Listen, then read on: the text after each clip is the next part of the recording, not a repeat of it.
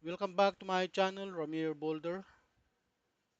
Flood Control Anomaly. Dinawit na po ang Executive Secretary kasama po si Martin Romualdez at Chis Escudero. Mga kababayan, ngayon ay ating tatalakayin ang isang napakahalagang isyu na patuloy na kinakaharap ng ating bansa. Ang problema sa flood control sa gitna ng mga pagbaha at pinsalang idinudulot nito, hindi maiwasang pag-usapan ang mga proyekto ng gobyerno na dapat sana ay magbibigay solusyon sa problemang ito. Ang pagsisiyasat ni Senador Chis Escudero, si Chis Escudero ay nagpahayag ng kanyang intensyon na siyasatin ang mga flood control project ng Department of Public Works and Highways. Ayon sa kanya, ang malaking budget na inilahan para sa mga proyekto hindi naman nakakapagbigay ng sapat na solusyon sa problema ng pagbaha. Nagtataka siya kung bakit sa kabila ng 255 bilyong pondo para sa flood control project, patuloy pa rin ang pagbaha sa ating mga komunidad. Ang tugon ni House Speaker Martin Romualdez ay ito.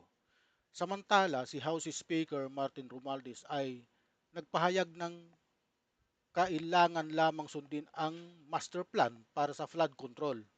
Ayon po kay Martin Romualdez. Ayon sa kanya, mayroon ng plano at kailangan lamang itong ipatupad at i-update. Ngunit ang tanong, bakit hindi ito nagawa ng maayos at bakit patuloy ang pagbaha? Ang mga questionableng proyekto, ang mga proyekto ng flood control ay hindi lamang problema sa pagpapatupad, kundi pati na rin sa integridad ng mga opisyal ng gobyerno. May mga aligasyon ng korupsyon at kickback sa mga proyekto ng DPWH. Kaya naman, importante na siyasatin ang mga proyekto na ito at panagutin ang mga opisyal na sangkot sa mga anomalya. Ito po ang interview kay Chis Escudero. Imbitasyon ang natanggap ko para maging resource person kaugnay sa mga proseso ng Senado at sa pagkakaunawa ko para patotohanan yung mga sinabi ni ni Congressman Toby Chanco sa Senado at nitong mga nagdaang linggo at buwan kaugnay sa proseso ng budget. Sir, matatanong po ba dyan yung regarding sa donation sa inyo ng isang Hindi ko alam. Kung matatanong man, sasagutin ko yun dahil nasagot ko na rin naman. Sir, reaction po na may lumabas na report that the President and the Vice President also received donations from the Nabasa ko lang din sa pahayag yun, pero hindi ko alam na personal yun. Pero kung sakasakali, kung ano man ang proseso, sinabi ko na, sasagutin namin yun. Pero wala pa naman pinapadala ang COMELEC kaugnay sa bagay niyan. Sir, yung Kasi sabi din ni Chairman Garcia, yon ay proseso para sa donor at hindi sa donee. So yung sabi ni Kong Puno na dapat daw ang sinisilip kayo ni Saldico sa insertion. Nasagot ko na yan. Yan ay klarong paglilihis, kaugnay sa iso na kinakaharap natin. At nakahanda kaming ipaliwanag yan kung sakasakali. Matatanong yan ng ICI. So there were no insertions? Amendment sa pinapanukala ng mga miyembro ng Senado, amendment na pinapanukala ng mga miyembro ng Kongreso. Si Congressman Puno hindi sa bahagi nga ng Kongreso pa nung panahon yun, kaya hindi ko alam kung saan siya nagagaling. Sa reaction lang na may anim na senador pa na ma-implicate sa testimony ni Hernandez. Narinig ko rin yun kahapon, pero hindi pa naman yata nababanggit o nabanggit na ba kung sino. Hindi ko pa hindi ko pa naririnig kung sino yung anim. O kasama na yung tatlo. So yung mga small committee, paano ba? Doon pinuputok eh. May nangyari bang insertion sa flood sa 2025 in the past?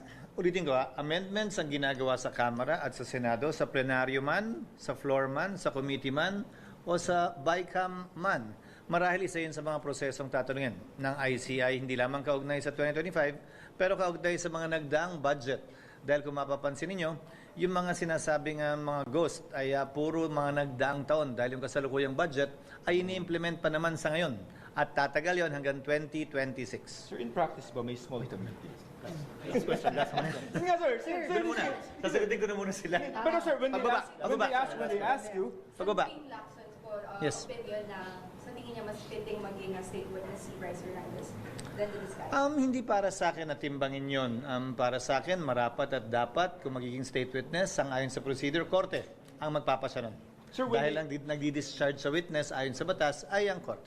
sir, when the ICI asks you, is there a small committee that inserts flood control projects? Wala at hindi ako bahagi nun at hindi flood control projects dahil ang alam kong komite ay yung nagre-reconcile ng pagkakaiba ng dalawa. Karamihan ay mga miyembro ng Finance at ng Appropriations Committee. Sir, kita niyo yung... Thank you. Panawagan sa mga opisyal ng gobyerno. Kaya naman ang ating hinihingi sa mga opisyal ng gobyerno na tugunan ang mga problemang ito. Kailangan ng transparency at accountability sa mga proyekto ng flood control. Kailangan ng mga solusyon na makakatulong sa mga komunidad na naapektuhan ng pagbaha. Kahit ano pa ang mangyari, kailangan nating ipaglaban ang katotohanan at katarungan. Kailangan nating siguruhin na ang mga pondo ng bayan ay magagamit ng maayos para sa mga proyekto na makakatulong sa ating kababayan. Okay, ano po ang inyong comment? Huwag niyo pong kalimutan mag-like at subscribe sa aking channel, Ramir Boulder. Marami pong salamat.